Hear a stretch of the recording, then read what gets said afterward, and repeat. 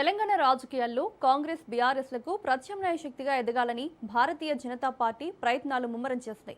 గత కొన్నేళ్లుగా రాష్ట్రంలో పార్టీ బలం పెరుగుతున్నట్లు కనిపిస్తున్నప్పటికీ ఎన్నికల సమయానికి ఆశించిన ఫలితాలు రాబట్టలేకపోతున్న పరిస్థితిపై కమలదళంలో అంతర్మదనం సాగుతోంది. కాంగ్రెస్ ప్రభుత్వ వైఫల్యాలను ప్రజల్లోకి బలంగా తీసుకెళ్లడంలో పార్టీ యంత్రాంగం మరింత దూకుడు ప్రదర్శించాల్సిన అవసరం ఉందనే అభిప్రాయాలు వ్యక్తమవుతున్నాయి. మరోవైపు వచ్చే ఎన్నికల్లో ఎలాగైనా అధికారాన్ని చేజిక్కించుకోవాలనే లక్ష్యంతో బీజేపీ కొత్త వ్యూహాలకు పదును పెడుతోంది. పశ్చిమ బెంగాల్ తరహాలో తెలంగాణలో కూడా పార్టీని అధికారంలోకి తీసుకువస్తామని నేతలు ధీమా వ్యక్తం చేస్తున్నారు.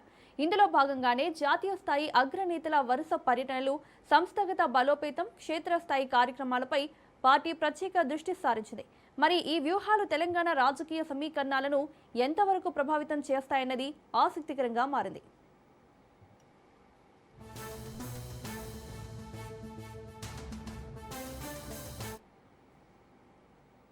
ఇదే అంశానికి సంబంధించి మరిన్ని అప్డేట్స్ మా ప్రతినిధి రాజు లైవ్ లో అందిస్తారు. రాజు, తెలంగాణలో ప్రత్యామ్నాయ శక్తిగా ఎదిగేందుకు బీజేపీ అయితే వ్యూహాలు రచిస్తోంది. సో నెక్స్ట్ ఎలక్షన్స్ లో బీజేపీ అధికారంలోకి వచ్చే అవకాశాలు ఎంతవరకు ఉన్నాయి? మౌనిక, తెలంగాణ బీజేపీ కొన్ని దశాబ్దాలుగా చూసుకున్నట్టయితే రాష్ట్రంలో అధికారంలోకి రావడానికి అనేక పాటలు పడుతుంది. అయితే ప్రధానంగా కొన్ని సవాళ్లను ఎదుర్కొంటున్నట్టుగా కూడా పార్టీ పెద్దలు ఇప్పటికే గుర్తించడం జరిగింది.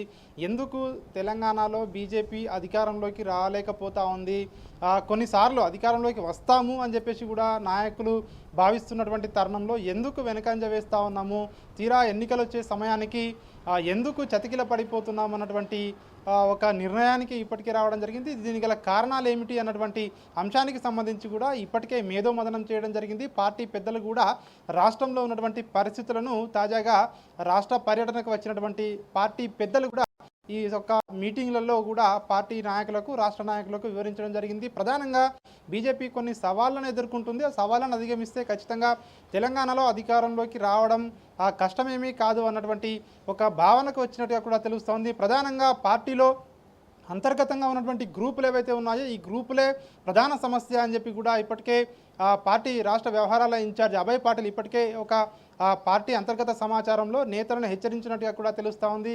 ఇటీవల జరిగినటువంటి సమావేశాల్లో ప్రధానంగా బీజేపీకి శత్రువులు ఎక్కడో లేరు, సొంత పార్టీలోనే శత్రువులు ఉన్నారు అన్నటువంటి ఒక నిర్ణయానికి రావడం జరిగింది. దాన్ని కూడా నాయకులందరికీ కూడా ఇప్పటికే అభయ్ పాటిల్ చెప్పడం జరిగింది. దీంతో పాటు ముఖ్యంగా రాష్ట్రంలో అధికారంలోకి వచ్చినటువంటి కాంగ్రెస్ పార్టీ అనేక హామీలు ఇచ్చింది ఎన్నికల ముందు.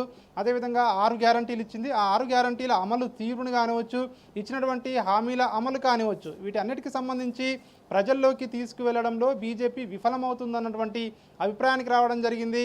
ఎందుకంటే ప్రజా పోరాటాలు చేయడం కానివచ్చు, ప్రజల తరపున ప్రభుత్వంపై పోరాటం చేసే విషయంలో కానివచ్చు బీజేపీ వెనుకబడుతుందన్నటువంటి ఆలోచనకి ఇప్పటికే పార్టీ అధిష్టానం రావడం జరిగింది. ఖచ్చితంగా దీనికి సంబంధించి మరింత ఏదైతే సమర్థవంతంగా ప్రజల్లోకి తీసుకువెళ్ళాలి, రాష్ట్ర ప్రభుత్వ వైఫల్యాలను మరింత బలంగా ప్రజల్లోకి తీసుకుని వెళ్ళాలి, ప్రజల గొంతుకగా పనిచేయాలని చెప్పి కూడా ఇప్పటికే ఒక నిర్ణయానికి రావడం జరిగింది. ఇక దీంతో పాటు రాష్ట్రంలో డబుల్ ఇంజన్ సర్కార్ వస్తే వచ్చేటువంటి బెనిఫిట్స్ ఏముంటాయి, ఇతర డబుల్ ఇంజన్ సర్కార్ ఉన్నటువంటి రాష్ట్రాలలో ఏ విధంగా అభివృద్ధి రాష్ట్రం చెందుతుందన్నటువంటి అంశాన్ని కూడా ప్రజలకు వివరించాలని చెప్పేసి కూడా ఇప్పటికే రాష్ట్ర నాయకులకు చెప్పడం జరిగింది. అదేవిధంగా కొన్ని దశాబ్దాలుగా కూడా తెలంగాణలో అధికారంలోకి వస్తాము అని చెప్పి కూడా కేవలం మాటలకే పరిమితం అవుతా ఉన్నారు. కానీ ఈసారి ఎట్టి పరిస్థితుల్లోనూ తెలంగాణపై కాన్సన్ట్రేట్ చేయాలని చెప్పి కూడా జాతీయ నాయకత్వం నిర్ణయం తీసుకుంది. అందులో భాగంగానే జాతీయ నాయకులు తెలంగాణలో తరచూ కూడా పర్యటనలు ఇస్తూ ఉన్నారు. మనం చూసాము, మే నెలలో ప్రధానమంత్రి నరేంద్ర మోడీ సికింద్రాబాద్లో భారీ బహిరంగ సభలో పాల్గొనడం జరిగింది. ఆ తర్వాత మరొక కీలకమైనటువంటి బీజేపీలో నాయకుడు, సీనియర్ నాయకుడు ఇప్పటికే రాజ్నాథ్ సింగ్ కూడా పర్యటించారు. ఇటీవల పార్టీ జాతీయ అధ్యక్షుడు నితిన్ నబీన్ కూడా 3 రోజుల పాటు రాష్ట్రంలో ఉండి ఇక్కడ రాష్ట్ర వ్యాప్తంగా ఉన్నటువంటి ఏదైతే పార్టీ పరిస్థితి కానివచ్చు, పార్టీ ఏ విధంగా ఇక్కడ కార్యక్రమాలు నిర్వహిస్తూ ఉందన్నటువంటి అన్ని అంశాలకు సంబంధించి పార్టీ నాయకులతో సమావేశాలు కూడా ఇప్పటికే నిర్వహించడం జరిగింది. వీటన్నిటి తర్వాత మరింత దూకుడుగా వెళ్ళాలి పార్టీ రాష్ట్ర నాయకత్వం అని చెప్పేసి కూడా ఒక నిర్ణయానికి వచ్చినట్టుగా కూడా తెలుస్తూ ఉంది. రాబోయే రోజుల్లో మరింత దూకుడుగా వెళ్ళాలి, ముఖ్యంగా దీర్ఘకాలికంగా కొన్ని టార్గెట్లు పెట్టుకుని ముందుకు వెళ్ళాలి అన్నటువంటి ఆలోచనకు వచ్చినట్టుగా కూడా మనకు తెలుస్తూ ఉంది. ఎందుకంటే ఇప్పటికే రాష్ట్రంలో అధికారంలో ఉన్నటువంటి కాంగ్రెస్ కానివచ్చు, ప్రతిపక్షంలో ఉన్నటువంటి బీఆర్ఎస్ పార్టీ కానివచ్చు, ఈ 2 పార్టీలకు ఆల్టర్నేట్ తామే అని చెప్పేసి కేవలం మీడియా ముందు చెప్పడమే కాదు, ప్రజల్లోకి వెళ్ళాలి, ఆ విధంగా కార్యాచరణను తీసుకుని ముందుకు వెళ్ళాలి. అన్నటువంటి నిర్ణయానికి ఇప్పటికే జాతీయ నాయకత్వం వచ్చింది. సో ఈ నేపథ్యంలోనే పార్టీ రాష్ట్ర నాయకత్వం కూడా రాబోయే రోజుల్లో ప్రజా పోరాటాలకు సిద్ధం కావాలి, నిత్యం కూడా ప్రజల్లోనే ఉండాలి, ఎన్నికల వరకు కూడా ప్రజల్లోనే ఉండాలి. కేవలం ఎన్నికల సమయంలో క్యాంపెయిన్ చేస్తే అధికారంలోకి రాము, ఇప్పటి నుంచి కూడా ప్రతిరోజు కూడా ప్రజల్లో ఉండే విధంగా కూడా ఒక కార్యాచరణను తీసుకొని ముందుకు వెళ్తేనే రాబోయే రోజుల్లో అధికారంలోకి వస్తామని చెప్తా ఉన్నారు.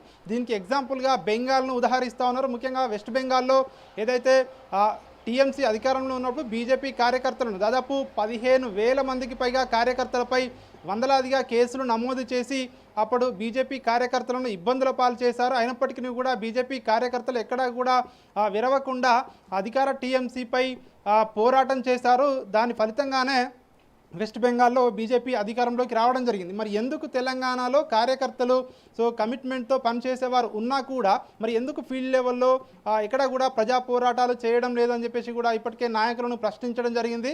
దీనికి సంబంధించి ఎవరైతే టైంపాస్ చేసే నాయకులు కానివచ్చు, కొన్ని పదవుల్లో ఉన్నటువంటి నాయకులు ఉన్నారో వారిని ఉపేక్షించేది లేదు అని చెప్పేసి కూడా ఒక వార్నింగ్ కూడా ఇటీవల నితిన్ నబీన్ రాష్ట్ర పర్యటనలో భాగంగా నాయకులకు ఇవ్వడం జరిగింది. ఎవరైతే సీరియస్గా కమిట్మెంట్తో పనిచేస్తారో వారికే రాబోయే రోజుల్లో పదవులు ఉంటాయన్నటువంటి ఇండికేషన్స్ కూడా ఇప్పటికే పార్టీ అంతర్గత మీటింగుల్లో పార్టీ జాతీయ అధ్యక్షుడు ఇప్పటికే ఒక సందేశాన్ని కూడా ఇచ్చి వెళ్ళారు. ఈ నేపథ్యంలోనే రాష్ట్ర నాయకత్వం ఇకనైనా తన పద్ధతి అంటే ఏదైతే ప్రజా పోరాటాలు చేయడం కానివచ్చు, అదేవిధంగా మరింత అగ్రెసివ్గా వెళ్ళడం కానివచ్చు, ఈ అంశానికి సంబంధించి మరింత దూకుడుగా వెళ్తుందా, లేదంటే ఇదే విధంగా ఇప్పుడు కొనసాగిస్తున్నటువంటి ధోరణినే కొనసాగిస్తుందా అన్నటువంటి ప్రశ్నలు కూడా ప్రస్తుతం పార్టీ శ్రేణుల్లో ఉత్పన్నమవుతూ ఉన్నాయి.